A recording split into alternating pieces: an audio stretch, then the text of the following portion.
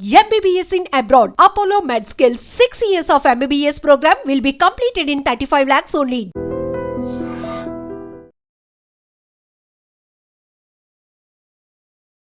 బేగంపేట విమానాశ్రయానికి బాంబు బెదిరింపు ఈమెయిల్ వచ్చింది. దీంతో పూర్తిగా అప్రమత్తమయ్యారు అక్కడ ఉన్నటువంటి సిబ్బంది కావచ్చు, లేదంటే సిఐఎస్ఎఫ్, అట్లాగే బాంబ్ స్క్వాడ్, డాగ్ స్క్వాడ్, ఇవన్నీ కూడా పూర్తి స్థాయిలో ఈ బేగంపేట ఎయిర్పోర్ట్ని కూడా ఒక రకంగా జల్లెడ పడుతున్నాయి అనుకోవచ్చు. ఆర్ అణువణువున పూర్తి స్థాయిలో గాలిస్తున్నారని కూడా చెప్పొచ్చు.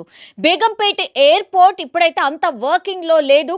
కొన్ని ప్లేన్స్ అది కూడా మనకు తెలుసు, అంటే ఈ వివిఐపీస్ ఎవరైతే ఉంటారో, ఎస్పెషల్లీ మంత్రులు కావచ్చు ఆర్ ముఖ్యమంత్రి కావచ్చు, స్పెషల్గా వెళ్ళాలనుకున్నటువంటి అన్నీ కూడా బేగంపేట ఎయిర్పోర్ట్ నుంచి బయలుదేరుతూ ఉంటాయి. సో ఇది రన్నింగ్లో ఉన్నట్టు లెక్క.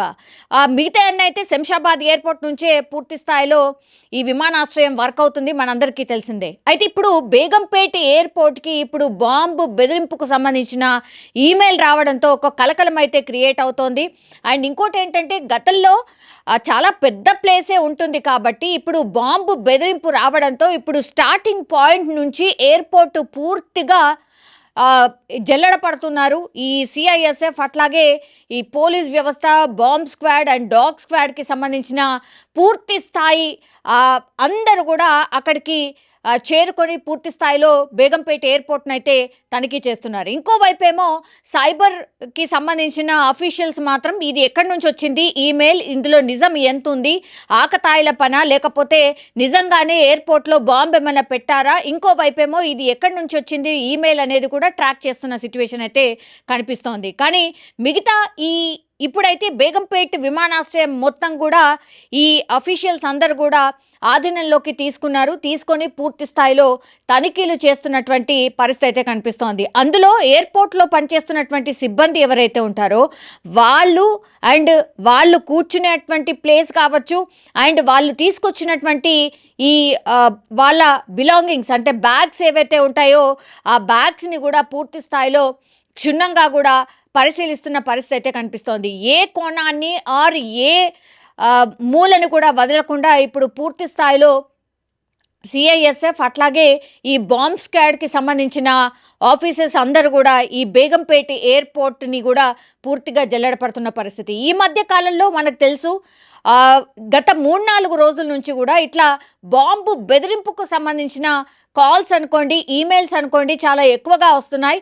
అండ్ దట్టు మొన్న రీసెంట్లీయే ఎయిర్పోర్ట్లో ఈ బాంబు పెట్టామని ఒకవైపు ఈమెయిల్ ఆర్ కాల్ వస్తోంది, లేదంటే ఆల్రెడీ జర్నీలో ఉన్నటువంటి ఏరోప్లేన్లో కూడా బాంబు పెట్టాము అనేటువంటిది మొన్న ఒక బాత్రూమ్ డోర్ పైనే బాంబు ఉంది అని రాసి పెట్టడంతో దీంతో పూర్తిగా ఏటీసీకి సమాచారం ఇవ్వడం, హుటాహుట్న దగ్గరలో ఉన్నటువంటి ఒక ప్లేస్లో ల్యాండ్ చేసి పూర్తి స్థాయిలో క్షుణ్ణంగా పరిశీలించిన తర్వాతే ఏ బాంబు లేదు ఏంటి అని తేల్చుకున్న తర్వాతనే మళ్ళీ ఆ విమానాన్ని వాళ్ళ డెస్టినేషన్కి పంపించడం అయితే జరిగింది. సో ఈ మధ్య కాలంలో ఇట్లాంటి బెదిరింపు కాల్స్ ఆర్ ఈమెయిల్స్ చాలా ఎక్కువగా వస్తున్నాయి కాబట్టి పన్నాగం పన్ని ఆర్ ఇట్లా కన్ఫ్యూజ్ చేయడానికో లేకపోతే ఒక భయాందోళనకు గురి చేయడానికో ఇట్లాంటివి జరుగుతున్నాయా అనేసి కూడా అధికారులు పూర్తిగా క్షుణ్ణంగా కూడా వీటన్నిటిని కూడా పరిశీలిస్తున్న పరిస్థితి. ఎందుకంటే